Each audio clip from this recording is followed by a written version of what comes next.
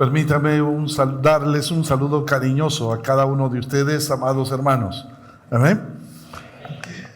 Para mí es un motivo de gozo estar aquí en la sede Miraflores. Hemos estado recorriendo las distintas sedes donde estamos compartiendo el mensaje de la palabra de Dios. Ustedes han visto, hay 4 sedes, pero no es que sean 4 iglesias, no, son alrededor de 98 iglesias alianza. ¿Qué le parece? Que estamos reunidas en 4 sedes, pero son 98 iglesias alianza en Lima, que estamos reunidos escuchando el mensaje de la palabra de Dios. Así que qué lindo estar en la zona, ahora en la zona sur, y ver este marco lleno y ver que ustedes han respondido muy bien al hecho de venir y escuchar el mensaje de la palabra de Dios. Ustedes han venido así y han llenado todo. Entonces eso es bueno, ¿no es cierto? Pese a que tenemos el partido, ¿no es cierto?, hoy día, pero usted sí ha venido y dice, yo tengo que venir. Si vengo, Perú gana, ¿no? Pero si no vengo, pierde. Así es. Ese es como se dice, lo que va a pasar, ¿no? Entonces, como usted ha venido hoy día, entonces vamos a ganar. Muy bien, muy bien. Que Dios pueda hablar a nuestra vida, a nuestro corazón, el día de hoy, mis amados hermanos. Hoy espero que usted haya pedido permiso porque el mensaje está un poco largo. Entonces yo quiero que usted se mantenga en su lugar y podamos juntos aprender del mensaje de la palabra de Dios. Amén. Muy bien. Oremos al Señor, oremos a Dios. Padre, en el bendito nombre de nuestro amado Señor Jesucristo, háblanos tú en esta hora, Padre eterno. Toma control de nuestras vidas. Instrúyenos por medio de la exposición de tu palabra. Queremos, Padre Santo, confiar plenamente en ti y queremos ser transformados por ti. De tal manera que seamos obedientes a tu palabra el día de hoy, con lo que escuchemos. Padre, tu palabra es santa, tu palabra es eterna, tu palabra es viva y eficaz. Tu palabra es fuego, es martillo. Por eso venimos a ella con reverencia, pidiéndote que tú nos guíes, Señor, al compartirlo. No queremos, Padre, confiar en nosotros, sino confiar en tu obrar. Por eso nos ponemos en tus manos, para que hables a nuestra vida y a nuestro corazón. Te lo pedimos esto en el nombre precioso de nuestro amado Señor Jesucristo. Amén. Lima al encuentro con Dios ha querido, mis amados hermanos, que estudiemos juntos esta preciosa carta de los Colosenses. Y le ha puesto por título, Reflejando a Cristo, llamados a una vida transformada. No han podido escoger mejor título que este. ¿Por qué? Porque el corazón del Evangelio no es solo una buena noticia para nuestro futuro. Escúchame bien, mi hermano. El corazón del Evangelio no es solo una buena noticia para nuestro futuro, sino una realidad transformadora que afecta cada área de nuestra vida aquí y ahora. ¿Nota bien? No es solo el Evangelio no es solo para ser salvos al futuro, no, el Evangelio también nos transforma aquí y ahora. ¿Y qué mejor que esta carta a los Colosenses para entender esta verdad? Pablo está preso en la ciudad de Roma. Es el año 61 después de Cristo. Epafras le ha traído malas noticias a Pablo de la iglesia que está en la ciudad de Colosas, en Asia Menor, lo que hoy en día es el país de Turquía. Nota bien, mi hermano, judíos legalistas y grupos gnósticos están contaminando la iglesia que estaba en la iglesia de Colosas con sus falsas enseñanzas. Y una de las falsas enseñanzas que el apóstol quiere corregir era la falsa enseñanza de los gnósticos, un grupo que tomó de la filosofía de los griegos para establecer su doctrina. Los gnósticos adoptaron un dualismo, escúchame bien, que tú debes haberlo conocido, haberlo leído en algún momento. Ellos adoptaron un dualismo en cuanto al espíritu y la materia. Escúchame bien. Ellos aseguraban que lo material era malo. Todo lo que era materia era malo. Y solo lo espiritual era lo único bueno en este mundo. Eso es lo que afirmaban los gnósticos. Ahora, entonces esta enseñanza se introdujo en la iglesia. Entonces, como el cuerpo humano era materia, entonces el cuerpo humano era malo. Así se llegaba a esa conclusión. Ahora, como resultado de esta presuposición, surgieron dos prácticas erradas en la iglesia en cuanto a la santificación. En primer lugar, surgió el ascetismo. Escúchame bien. Uno se hacía santo, decían un grupo de los gnósticos, decían uno se hacía santo subyugando el cuerpo. Es decir, había que negarle al cuerpo ciertas comidas, ciertas bebidas. Esto era santidad siguiendo normas legalistas.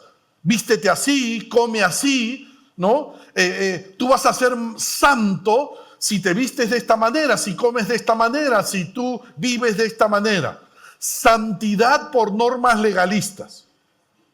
Ese era uno de los resultados de esta filosofía gnóstica. El otro resultado, la segunda práctica errada que surgió en cuanto a la santidad, está el libertinaje. Es el otro extremo. En cuanto a la santidad. Es decir, haz con tu cuerpo lo que quieras, porque al final, por muy grave que sea el pecado, no va a afectar tu vida espiritual. Mira lo que se estaban metiendo en la iglesia, ¿no? Como el cuerpo era malo, entonces haz con tu cuerpo lo que te da la gana. Comete los pecados que te da la gana. Total, eso no afecta tu vida espiritual. Era un libertinaje. Ante esta situación negativa que estaba afectando la pureza de la iglesia, es que Pablo termina la parte doctrinal de los capítulos 1 y 2 del libro de Colosenses y empieza el capítulo 3, la parte práctica del libro de Colosenses. Nota bien, para pasar a la parte práctica del capítulo 3, donde escribe el apóstol Pablo, versículo 1, si pues habéis resucitado con Cristo, buscad las cosas de arriba. ¿Notas bien? ¿Me estás siguiendo? Amén. Ahora, nota mi hermano, para mostrarnos qué, el apóstol Pablo, para mostrarnos cómo debemos vivir aquellos que ahora estamos en una nueva posición en Cristo. Eso es lo que está haciendo el apóstol Pablo. Pablo quiere corregir esas ideas gnósticas que le están haciendo daño a la iglesia. Entonces, para mostrarnos cómo debemos vivir aquellos que estamos en una nueva posición en Cristo. La clave está en seguir el camino que Pablo traza para vivir una verdadera vida de santidad. Un camino en el cual no estamos solos, gracias a Dios, sino que Cristo ahora nos acompaña. Ahora, 4 pasos en este camino. Amén. 1, lo primero. El principio básico de la santidad. Lo primero que vamos a ver en estos momentos es el principio básico de la santidad. La santidad comienza cuando Cristo, escúchame mi hermano, mira, cuando Cristo nos une a Él. Cuando somos unidos a Cristo y nos da una nueva naturaleza. Nosotros, mi hermano, no sabemos cómo se da este milagro, pero tú y yo, si somos hijos de Dios, hemos sido unidos a Cristo y tenemos una nueva naturaleza. Ahora, nota mi hermano, si yo he venido con camisa negra esta noche, no es casualidad. Muchos me han preguntado, pero Pastor Fernando, ¿tú no sueles usar camisas negras? No. Pero esta noche he venido con camisa negra para que tú puedas poder ilustrarte mejor lo que quiero compartirte, lo que está enseñando la palabra de Dios.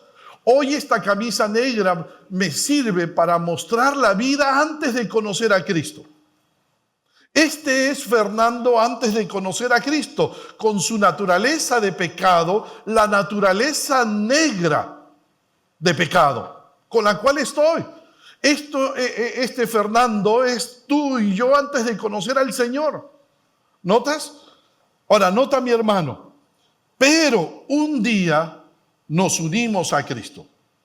Mira lo que dice el versículo 1. Si pues habéis resucitado con Cristo. ¿Notas lo que está diciendo Pablo? El sí denota un hecho real, un hecho histórico, no es ficción. Esto pasó en nuestras vidas. El verbo resucitado significa en realidad ser resucitado con. Y el término pues está relacionando el párrafo que estamos leyendo con lo dicho anteriormente por el apóstol Pablo. Cuando Pablo dijo en Colosenses 2:20, pues si habéis muerto con Cristo. ¿Notas, mi hermano? Pablo acaba de decir en el capítulo 2, pues si habéis muerto con Cristo. Y ahora en el capítulo 3 dice, pues si habéis resucitado con Cristo. Pablo nos dice que hemos muerto y resucitado con Cristo. Ahora, ¿en qué momento tú y yo hemos muerto y resucitado con Cristo? En el momento de nuestra conversión. Amén. En el momento de nuestra conversión. En el momento que tú y yo le dijimos sí a Cristo. En el momento que tú y yo nacíamos de nuevo. En el momento de nuestra conversión, cuando nos unimos por un milagro que no lo explica la Biblia, cuando en ese momento nos unimos a Cristo. Mira lo que dice Romanos 6, 3, 4. ¿O no sabéis que todos los que hemos sido bautizados en Cristo Jesús, hemos sido bautizados en su muerte? Porque somos sepultados juntamente con Él para muerte por el bautismo, a fin de que como Cristo resucitó de los muertos por la gloria del Padre, así también nosotros andemos en vida nueva. Nota la frase allí, hemos sido bautizados en Cristo Jesús. Y tú recordarás la palabra bautizo. La palabra griega para la palabra bautizo es la palabra baptizo. Nota bien. Y la palabra baptizo significa ser sumergidos, ser colocados, ser unidos, ser unidos. ¿Notas bien? Lo que significa la palabra baptizo en el momento de nuestra conversión. Tú y yo, mi hermano, fuimos sumergidos, colocados, unidos a Cristo por el Espíritu Santo de Dios. Amén. Es decir, en el momento de nuestra conversión, por un milagro divino, tú y yo fuimos trasladados 2000 años atrás para morir en la cruz con Cristo a la vida vieja de pecado. Fíjate, a la vida vieja de pecado moríamos para resucitar con Cristo a una vida nueva. Y esta vida nueva implicaba ser vestido con Cristo. Mira lo que dice Gálatas 3:27. Todos los que habéis sido bautizados en Cristo, ¿qué dice? De Cristo estáis revestidos. Es decir, en el momento de nuestra conversión, mira, por eso traje este saco. Ahora nota, tú y yo en el momento de nuestra conversión éramos revestidos con Cristo por un milagro especial. ¿Notas? Ahí está. Mira, ahí está. Éramos revestidos con Cristo, pero no perdíamos la naturaleza de pecado. No. Ahora estamos unidos a Cristo, pero no hemos perdido esa naturaleza de pecado. Si lo hubiéramos perdido, ya estaríamos en el cielo. Dios quiso mantenernos mientras que estemos en este mundo con la naturaleza de pecado negra. Pero ahora tenemos a Cristo en nuestra vida. Tú y yo hemos sido revestidos con Cristo. Tú y yo nos vemos así, aunque no nos veamos con ropas de diferentes colores, pero tú y yo nos vemos así delante de Dios. Ya Dios no ve nuestro pecado, sino Dios ve la santidad de Cristo. Ahora, nota, mi hermano, hemos recibido una nueva vida que tiene la justicia, la rectitud, la santidad y el poder de Cristo. Y al unirnos a Cristo, hubo también un cambio de posición en nuestra vida. Sí, fuimos trasladados del reino del pecado al reino de Cristo. Nota bien lo que dice la palabra de Dios en Gálatas 3:27. Todos los que habéis sido bautizados en Cristo, sumergidos en Cristo, unidos a Cristo, de Cristo estáis revestidos. Colosenses 1:13. Dios nos ha librado de la potestad de las tinieblas. Este era el reino de pecado. Antes de conocer a Cristo estábamos en este reino, en el reino del pecado. Y aquí en el reino del pecado, el pecado nos esclavizaba. El pecado era una práctica.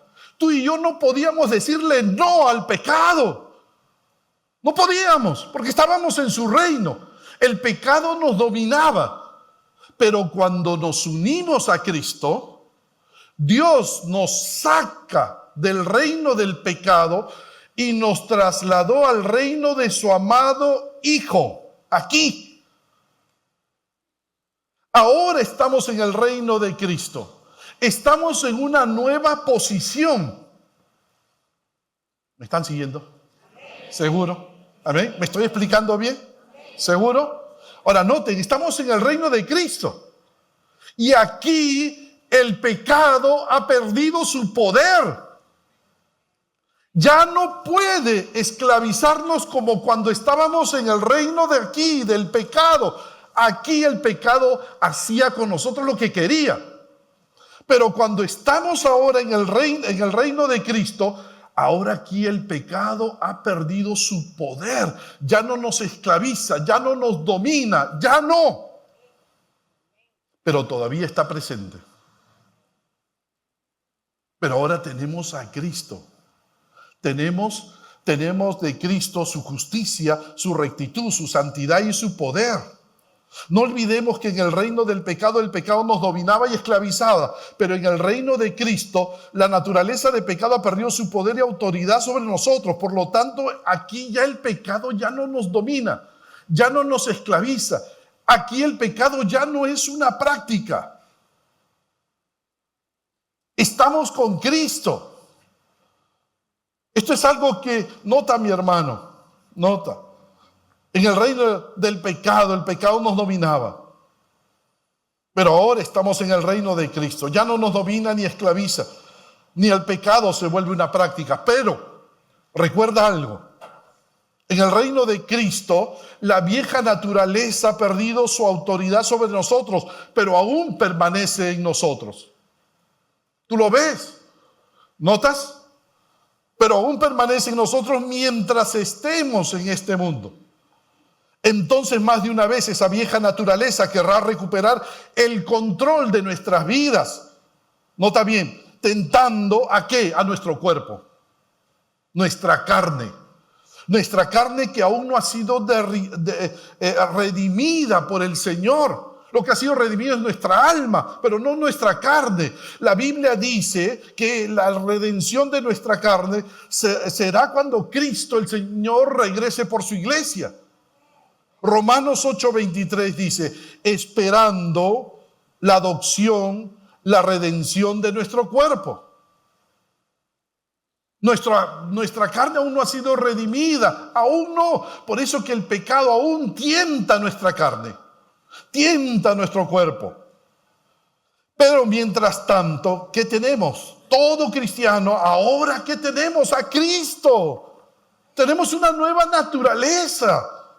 Tenemos todos los recursos de Cristo ahora en el reino de Cristo para luchar, para batallar, para golpearle al pecado y salir victoriosos en Cristo. La Biblia lo dice, mira, segunda de Pedro 1:3, mediante su divino poder, Dios nos ha dado todo lo que necesitamos para llevar una vida de rectitud. En el reino del pecado tú y yo no podíamos llevar una vida de rectitud, pero en el reino de Cristo tú y yo sí podemos llevar una vida de rectitud, porque ahora tenemos los recursos de Cristo para vencer el pecado. Pastor, pero no lo siento. Mi hermano, no se trata de que lo sientas, se trata de que lo creamos, de que le creamos a la palabra de Dios. 2, la segunda enseñanza, el segundo paso, la responsabilidad de la santidad. La responsabilidad de Dios, mi hermano, fue trasladarnos del reino del pecado al reino de Cristo. Pero ahora nos toca a nosotros nuestra responsabilidad frente a la santidad. La responsabilidad de Cristo fue darnos una nueva vida, una nueva naturaleza. Ahora nuestra responsabilidad es vivir conforme a esa nueva vida. Porque nueva vida implica nueva conducta. Pero el Espíritu Santo sabe que antes de transformar nuestra conducta, ¿qué debe transformar? Debe transformar nuestra mente. Escúchame, mi hermano. El Espíritu Santo sabe que antes de transformar nuestra conducta, debe transformar nuestra mente. ¿Por qué? Porque no olvides esto, mi hermano. Nuestra conducta está determinada por nuestros pensamientos. La Biblia lo dice con claridad, Proverbios 23:7. Porque cuál es su pensamiento en su corazón, tal es él. Cambia la mente, cambia la conducta. Repite conmigo. Cambia la mente, cambia la conducta. Si no cambia la mente, no cambia la conducta. Amén. Nota, mi hermano, así es nuestra mente. Nuestra mente necesita nuevas prioridades, nuevos valores. Y esto se encuentra ¿dónde? En las cosas de arriba. Por lo tanto, tenemos los creyentes dos responsabilidades frente a la santidad. Si muchas veces fracasamos frente al pecado, no es por culpa del Señor, es por culpa nuestra, porque no cumplimos estas dos responsabilidades. ¿Cuáles son? 1, buscar las cosas de arriba. Mira lo que dice el versículo 1 de Colosenses, lo que dice Pablo, le dice Pablo a los colosenses: buscad las cosas de arriba, donde está Cristo sentado a la diestra de Dios. La palabra buscad en el griego está en forma imperativa y en tiempo presente, lo cual indica un mandato de acción continua. El texto debió traducirse de esta manera: estad continuamente buscando, insistentemente buscando. ¿Qué debemos buscar con insistencia? Lo de arriba. Porque en el griego no están las cosas de. El texto debió traducirse así: ustedes tienen que buscar continuamente arriba. Es decir, ahora que hemos sido unidos a Cristo, mi enfoque, mis intereses, la inversión de mi tiempo y recursos debe estar arriba, en el cielo. ¿Por qué arriba? ¿Por qué arriba? Mira lo que dice el versículo 1. Porque allí está Cristo sentado a la diestra de Dios. En el cielo Cristo fue coronado. Cristo fue exaltado por el Padre cuando logró nuestra salvación. Pablo no está hablando, escúchame mi hermano, Pablo no está hablando de misticismo o de estar fuera de la realidad, ¿no? Como que yo voy a vivir la vida contemplativa. No, así no vive el cristiano. Pablo no está hablando de misticismo, Pablo está hablando de prioridades. Prioridades. Lo que está diciendo Pablo es que si estoy unido a Cristo, Cristo tiene que ser mi primer amor.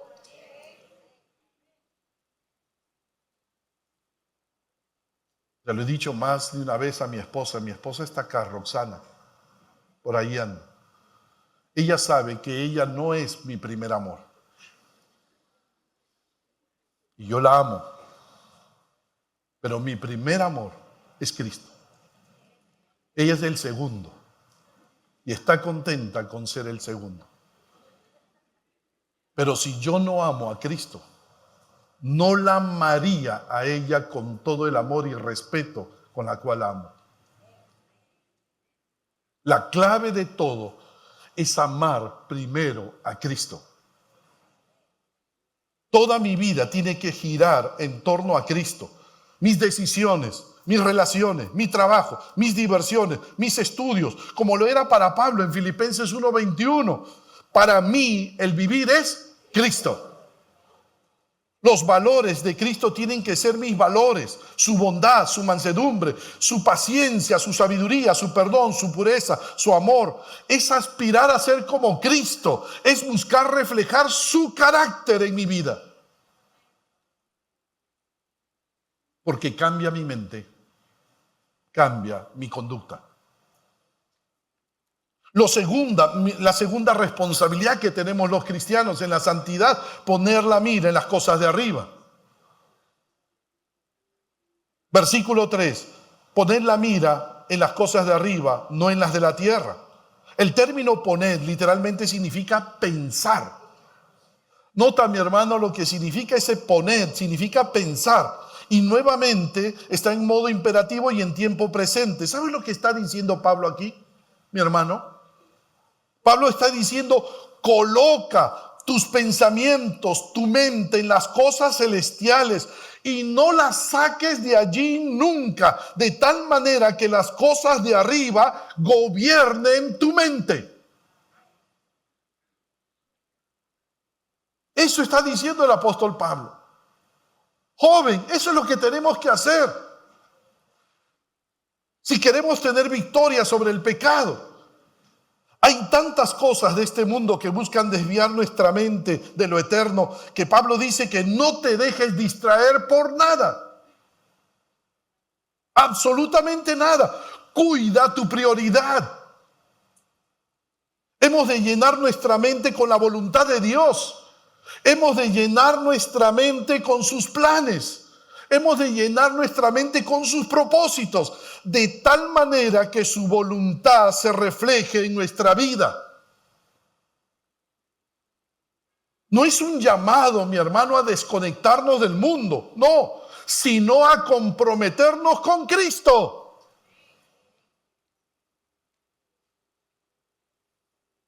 De ahí que poner la mira nos coloca en la disyuntiva de tener que escoger entre las cosas de arriba y las cosas de la tierra.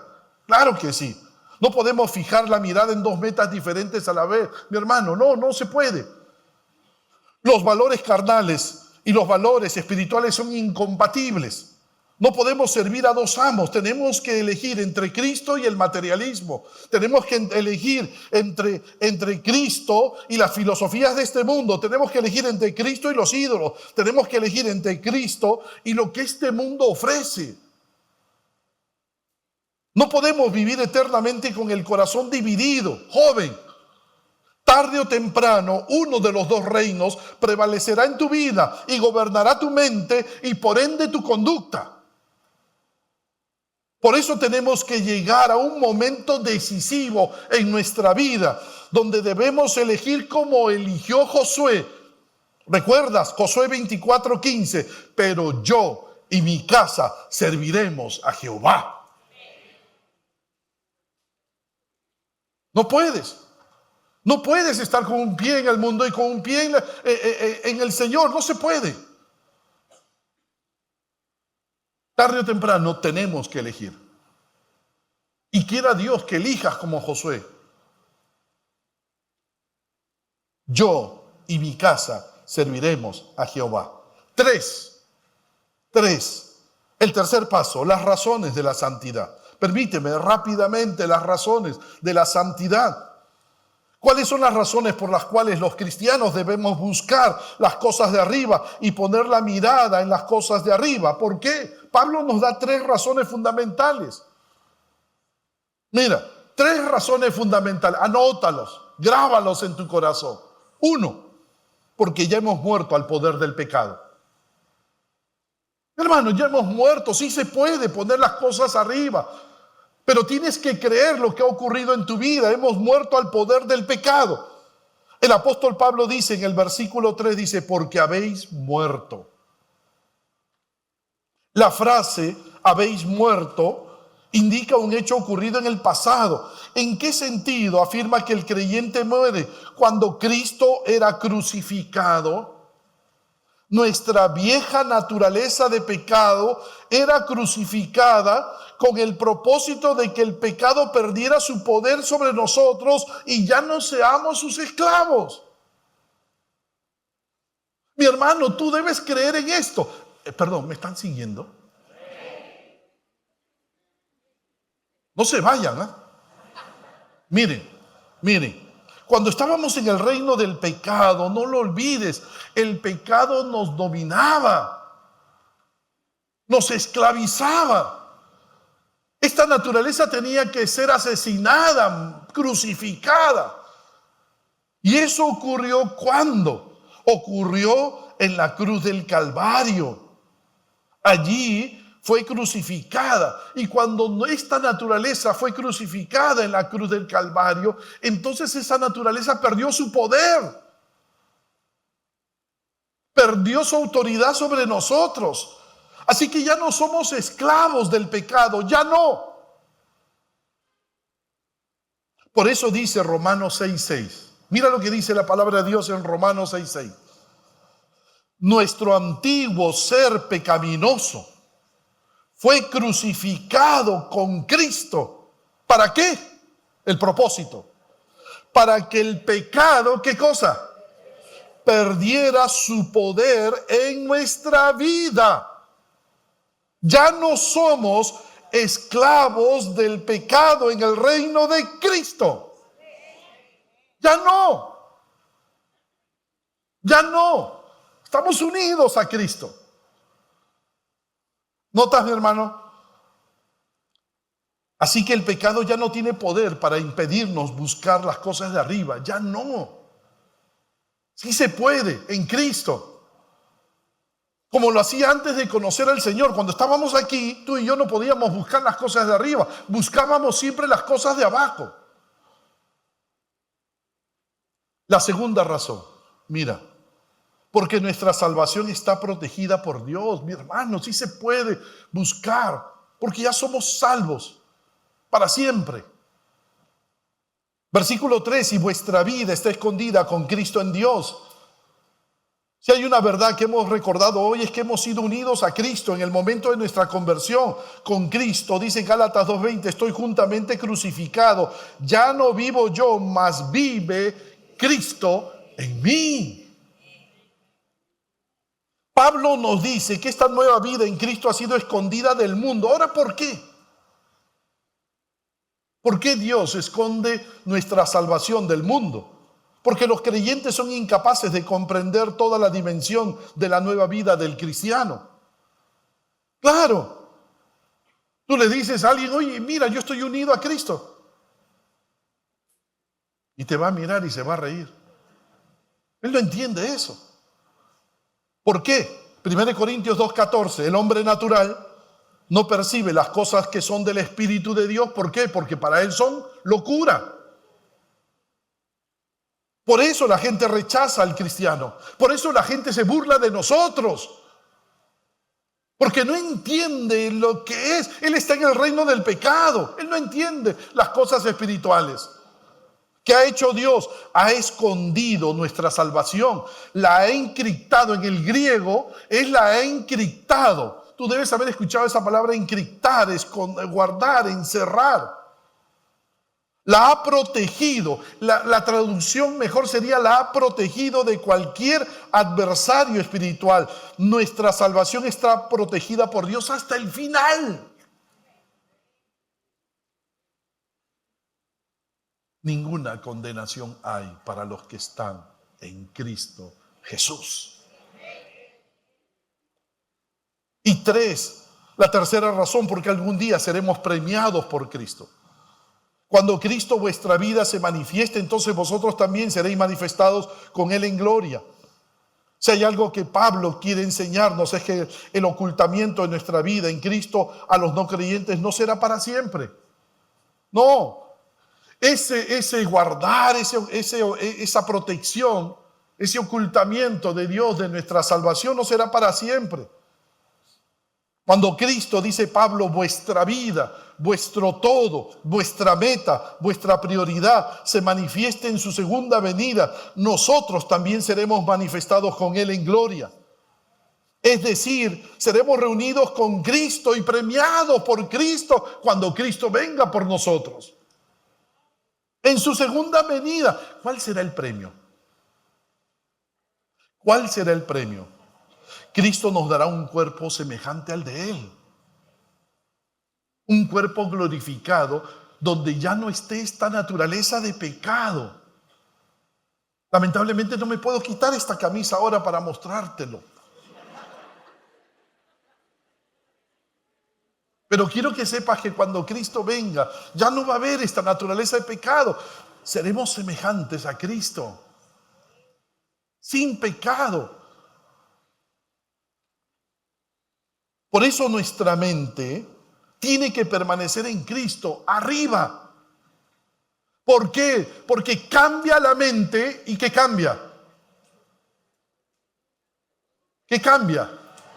La conducta. 4. Los pecados a erradicar para vivir en santidad. Pablo nos ha dicho que ahora tenemos una nueva vida por estar unidos a Cristo. Y nuestra vida implica conducta nueva. Somos santos posicionalmente. Mi hermano, ¿por qué? ¿Por qué se dice que somos santos posicionalmente? Porque hemos sido cambiados de una posición a otra. Estábamos en el reino del pecado y fuimos cambiados a una nueva posición.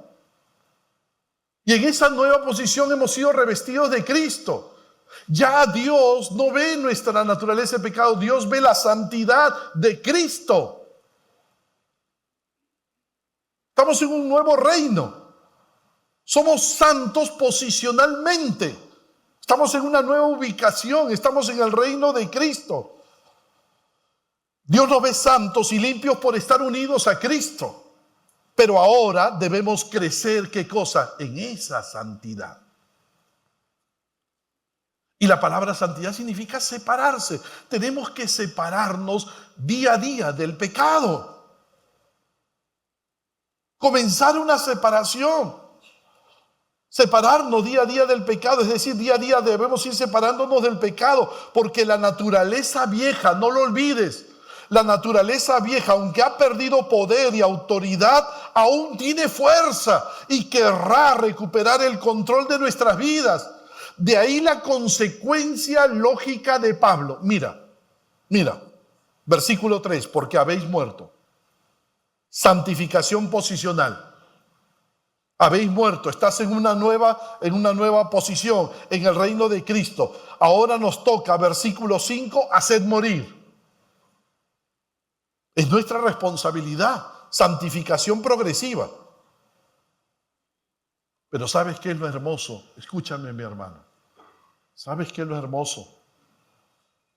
Que aquí no estamos ya solos, sino que tenemos a Cristo de nuestra parte. ¿Amén? Tenemos a Cristo, estamos unidos a Cristo. No lo olvides. Si pues habéis resucitado con Cristo, versículo 1. Así que nuestro corazón debe, ¿qué cosa? Permanecer en Cristo. Nuestra mente debe permanecer en Cristo, versículo 1. Buscad las cosas de arriba donde está Cristo sentado a la diestra de Dios. ¿Qué va a hacer Cristo? Cristo nos va a dar de su Espíritu Santo, quien nos capacita con poder para vencer el pecado. Mira lo que dice Romanos 8:13. Pero si mediante el poder del Espíritu hacen morir las acciones de la naturaleza pecaminosa, vivirán. La única manera de hacer morir el pecado, de vencer al pecado, Es mediante el poder del Espíritu Santo de Dios. Ahora, pero tú me dirás, pero pastor, ¿pero qué utiliza el Espíritu Santo? Yo quiero algo más concreto. ¿Qué utiliza el Espíritu Santo para ayudarnos a vencer el pecado? Efesios 6:17. La espada del Espíritu, que es la palabra de Dios.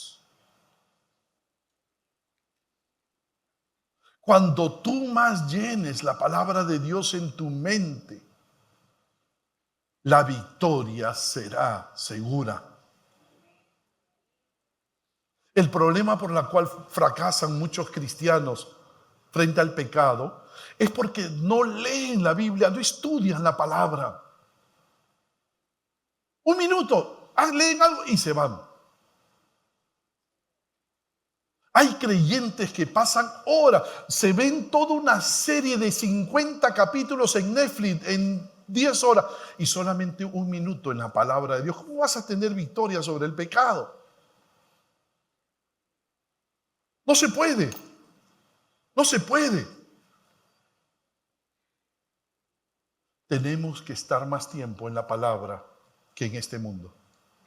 Más tiempo en las cosas de arriba que en este mundo. Y la victoria, te lo aseguro, estará asegurada. En la medida que el creyente esté fortalecido en la palabra, habrá victoria. Por eso ahora Pablo puede decir, versículo 5, haced morir pues lo terrenal en vosotros. El griego lo dice así, matad los miembros que tenéis sobre la tierra. Este texto no nos está invitando a practicar literalmente la amputación de algún miembro, no, de nuestro cuerpo, como el Señor Jesús dijo en Mateo 5:29, si tu ojo derecho te es ocasión de caer, sácalo. En algunas culturas se cortan la mano, se sacan el ojo. Eso no está diciendo el Señor. Otros han creído que este texto es un mandato a emplear diversos maltratos físicos o disciplinas ascéticas con el fin de vencer la tentación, porque algunas versiones católicas traducen este texto mortificar. Por eso muchos monjes practicaban las flagelaciones, se autoflagelaban, hacían ayunos, silicio, como armas contra el pecado. Pero eso no está diciendo Pablo. Cuando Pablo dice en el griego, haced morir los miembros que tenéis sobre la tierra, está diciendo haced morir. Esa frase hacer morir significa matar, hacer morir. Es un mandato radical.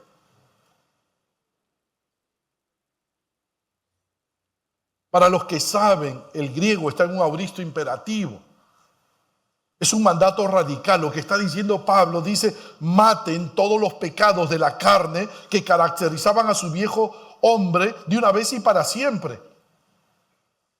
El nuevo hombre debe llevar una vida que agrada a Dios. ¿Qué es lo que tenemos que hacer? Decirle no a la vieja naturaleza.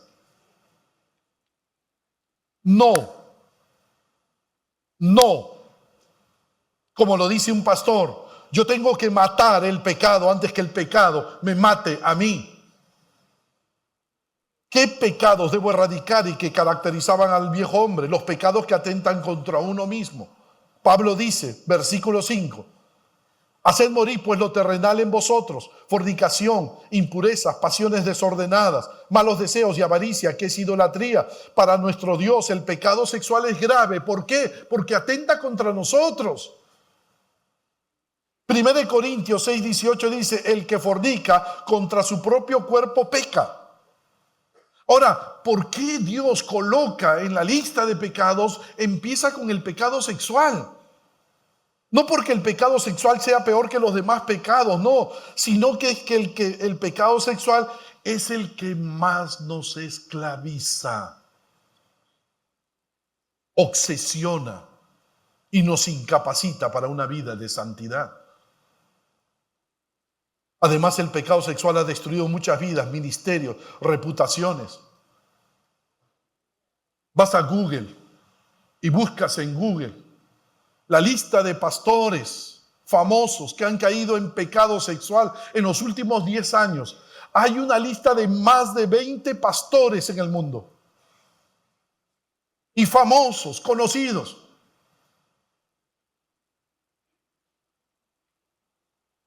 El sexo no es malo, mi hermano.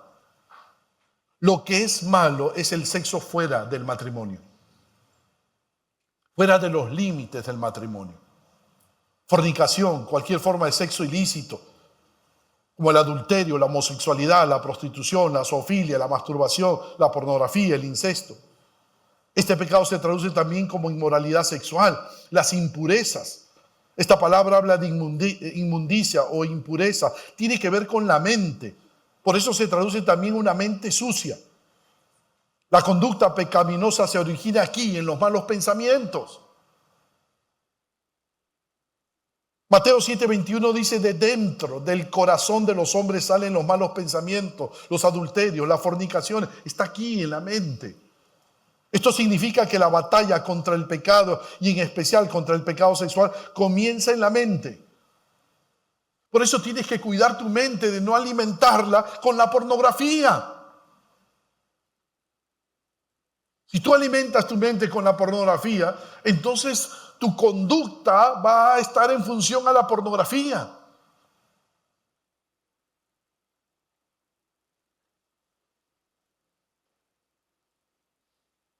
Y la pornografía se convierte en una adicción, de la cual es difícil salir, pero no imposible. ¿Sabes cómo puedes salir de la adicción de la pornografía? Cuando te conviertes en un adicto a la palabra de Dios. Colosenses 3:16 dice: la palabra de Cristo more en abundancia en vosotros. En abundancia. Cuando tú lees la Biblia, mi hermano, la lees 1 hora, 2 horas, la estudias, vas a tener victoria sobre la pornografía. Vas a limpiar tu mente. Y cuando limpias tu mente, limpias tu conducta.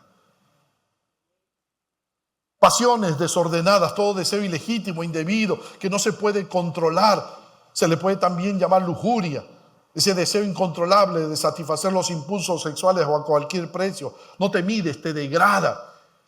Eso es cuando ya estás degradado. Hay personas que llegan a un punto que se degradan. Conocí a un líder que estaba atado a la pornografía. No podía dejar de tocar a una mujer. Estaba en su trabajo y tenía que tocar a una mujer. Y casi lo despiden del trabajo si no comienza a trabajar con su mente, con la palabra de Dios. Malos deseos, es el deseo por lo prohibido. Esta palabra se traduce otras veces como concupiscencia, ese fuerte deseo por lo sexual, similar a pasiones desordenadas. 5, avaricia, que es idolatría. Aquí está la causa de todo, es el insaciable deseo por tener más. Ahora, ¿por qué es idolatría este pecado? Porque cuando coloco mis deseos egoístas por encima de los deseos de Dios, eso se convierte en idolatría, se convierte en un Dios. Si coloco mi voluntad por encima de la voluntad de Dios, yo me convierto en mi propio Dios. Por eso la avaricia es la raíz de todo pecado. Si deseo más dinero, voy y robo. Si deseo más poder, me vuelvo un tirano. Si deseo más sexo ilegítimo, más pecado sexual. ¿Por qué debemos hacer morir el pecado? Pablo nos da 2 razones fundamentales porque el pecado conduce al juicio de Dios. No lo olvides. Cosas por las cuales, dice el versículo 6, la ira de Dios viene sobre los hijos de desobediencia. Dios se enoja contra el pecado. El no creyente sufrirá la eterna ira de Dios y se irá a condenación eterna. Pero el cristiano va a experimentar la disciplina correctiva de Dios. Hebreos 12:6, el Señor al que ama disciplina y azota a todo el que recibe por hijo. La disciplina divina. No esperes caer en la disciplina divina. Pero el cristiano, no lo olvides. 2, porque el pecado es parte del pasado del creyente. Claro, versículo 7, en las cuales vosotros también anduvisteis en otro tiempo cuando vivías en ellas. Es como si Pablo le estuviera diciendo, esa fue la manera de vivir de muchos de ustedes antes de conocer a Cristo, pero ahora han sido transformados por el poder del Evangelio. ¿Cómo vamos a volver a caer en esas prácticas pecaminosas? Es incongruente con nuestra nueva vida, nuestra nueva posición. los pecados que atentan contra otros. Versículo 8 y 9, pero ahora dejad también vosotros todas estas cosas, ira, enojo, malicia, blasfemia, palabras deshonestas de vuestra boca. No mintáis los unos a los otros. La expresión pero ahora es enfática, es como si Pablo dijese ahora mismo, dejad. Es un mandato radical, despójense, echen fuera, desháganse. La frase, mi hermano, describe a una persona que se desviste de ropa sucia y pestilente. La frase no es como si el apóstol estuviera diciendo, boten esa ropa sucia y vieja y no vuelvan a ponérsela jamás. Es como cuando mi esposa me dice, pero Fernando, ese polo que te gusta tanto, tiene tantos huecos, ya bótalo.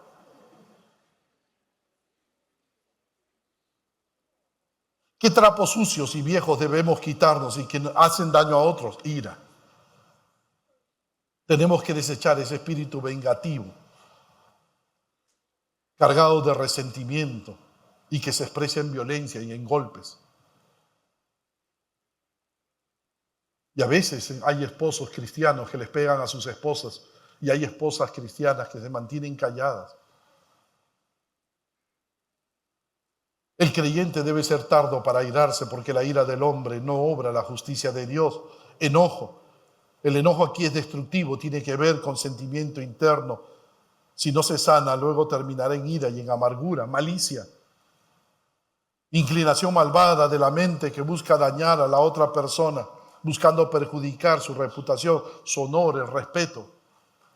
La blasfemia, esta palabra cuando se emplea en relación con Dios se traduce blasfemia, pero cuando se emplea en relación con las personas se traduce como calumnia, difamación, falso testimonio. Es buscar dañar a otros con mis comentarios. Es como cuando yo hago un comentario de otra persona y busco dañar a esa persona. Palabras deshonestas literalmente significa pronunciar palabras obscenas. Pablo agregó de vuestra boca, porque debemos recordar que todos nosotros, que los creyentes, que el vocabulario del creyente debe ser cuidadosamente escogido. No olvides que de la abundancia del corazón habla la boca. Y que de toda palabra ociosa, Mateo 12:36, que hablen los hombres de ella darán cuenta en el día del juicio. Un corazón limpio siempre tendrá palabras limpias. No mintáis los unos a los otros, dice el versículo 9. Literalmente Pablo estará diciendo, paren ya de mentirse unos a otros. La mentira es un rasgo característico de Satanás y no de Dios. La mentira no debe tener lugar en la vida de un creyente. Y hay diversas formas de mentir, ocultando información en un formulario. ¿Sabes? Una vez estaba con un pastor y estábamos llenando un papel para adquirir un seguro médico. Y yo había tenido una enfermedad, yo había tenido una enfermedad previa, cálculos renales. Y él me dice, cuando me ve llenando, me dice, no pongas eso. Y le digo, ¿por qué? Porque después te van a cobrar si pones que has tenido esa enfermedad previa. ¿Qué debo hacer? ¿Mentir? Era un pastor el que estaba a mi lado y me lo estaba recomendando.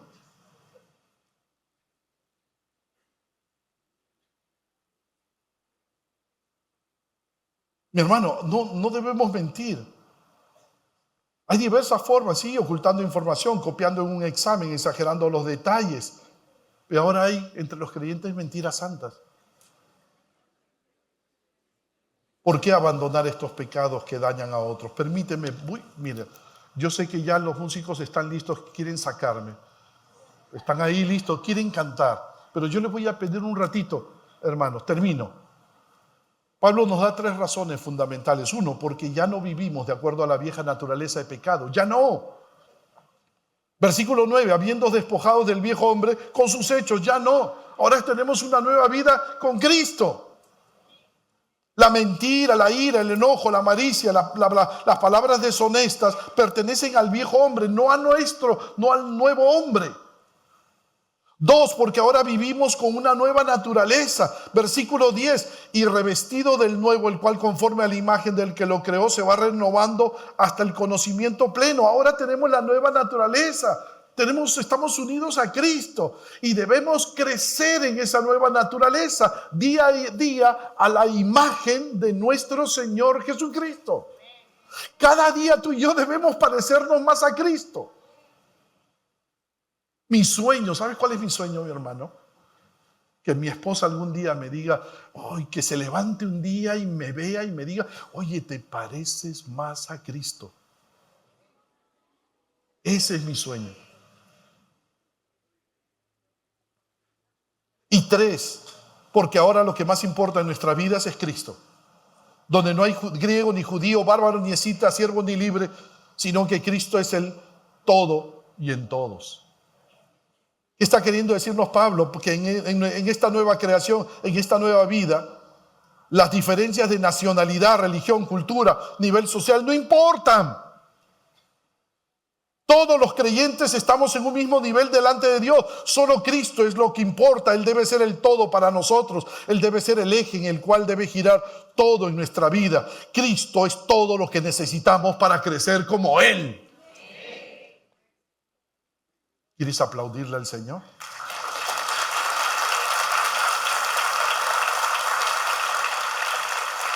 Pastor Fernando, un minuto me da. ¿Verdad? Un minuto, deme un minuto. Un minuto, pastor. Solo quiero contarles 2 historias rápidamente de la mitología griega. En la mitología griega del libro de la Odisea, Homero cuenta que cerca de lo que hoy es Sicilia existían mujeres mitad pez y mitad mujer. ¿Recuerdan? Las sirenas. Y cantaban con tanta dulzura que nadie se les podía resistir. Todo barco que pasaba por sus mares quedaba hechizado por la música, a tal punto que los marineros se tiraban al mar y morían ahogados. ¿Recuerdas? Ulises, que regresaba a casa después de la guerra de Troya, tuvo la desventura de pasar por sus aguas. Para evitar su influencia, Ulises siguió el consejo de Circe y ordenó que todos los hombres de su nave se tapasen los oídos con cera para no escuchar el canto de las sirenas.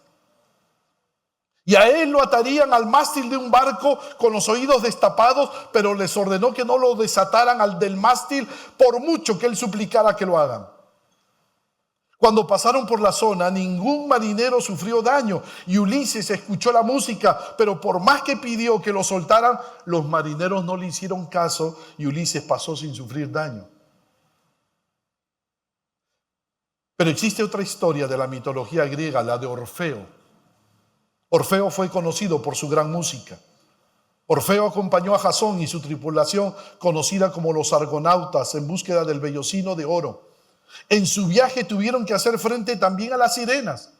Cuando los argonautas se acercaron a las islas donde vivían las sirenas, sus voces comenzaron a llenar el aire con su melodía hipnótica. Los hombres, atraídos por la belleza de sus cantos, estaban a punto de perder el control del barco y caer en la trampa. Pero Orfeo, con su lira en mano, se adelantó y comenzó a tocar una melodía aún más poderosa y más bella que el canto de las sirenas. La música de Orfeo fue tan bella que los cantos de las sirenas quedaron en un segundo lugar. Los marineros, en lugar de caer en la trampa, se quedaron cautivos por la melodía de Orfeo y así se salvaron de una muerte segura. Mi hermano, termino. El mundo tiene sus sirenas con las cuales nos llama y nos tienta a pecar. Y como consecuencia de esto se producen una serie de naufragios del alma de muchos que quedan esclavizados al pecado. No sigamos la estrategia de Ulises del esfuerzo propio. Tarde o temprano saldremos vencidos. Sigamos la estrategia de Orfeo y escuchemos un canto mejor, que es el canto del pecado. Escuchemos el canto de Cristo, que nos da por medio de su Espíritu Santo, que es un canto más hermoso y que nos capacita para vencer toda tentación y pecado en nuestra vida. Escuchemos a Cristo. Amemos a Cristo. Vivamos para Cristo. Que todo en nuestra vida gire en torno a Cristo. Y la victoria será segura. Amén. Oremos al Señor. Oremos a Dios, oremos a Dios, oremos a Dios. Cierra tus ojos, por favor. Cierra tus ojos. Hoy has venido a escuchar la palabra. Y si la palabra de Dios ha hablado a tu corazón, comprométete con Cristo. Ama a Cristo, vive para Cristo. Que todo en tu vida gire en torno a Cristo.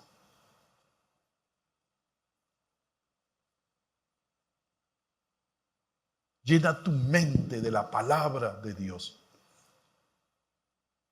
Padre, gracias por tu palabra bendita. Tu palabra es viva y eficaz y más cortante que toda espada de dos filos. Señor, hoy hemos recordado que estamos unidos a Cristo. Ya no estamos en el reino del pecado, estamos en el reino de Cristo. Y con Cristo tenemos, Padre, todos los recursos necesarios para vencer al pecado, para crecer en santidad. Solo tenemos que comprometernos con Cristo. Que Cristo sea nuestro primer amor. Que nos apropiemos de sus recursos, la palabra, la oración. Que busquemos las cosas de arriba, sus valores, sus principios, para vivir de victoria en victoria y honremos tu nombre hasta que Cristo vuelva por nosotros. Gracias por esta noche en Cristo Jesús. Amén. Que Dios le bendiga, mis amados hermanos.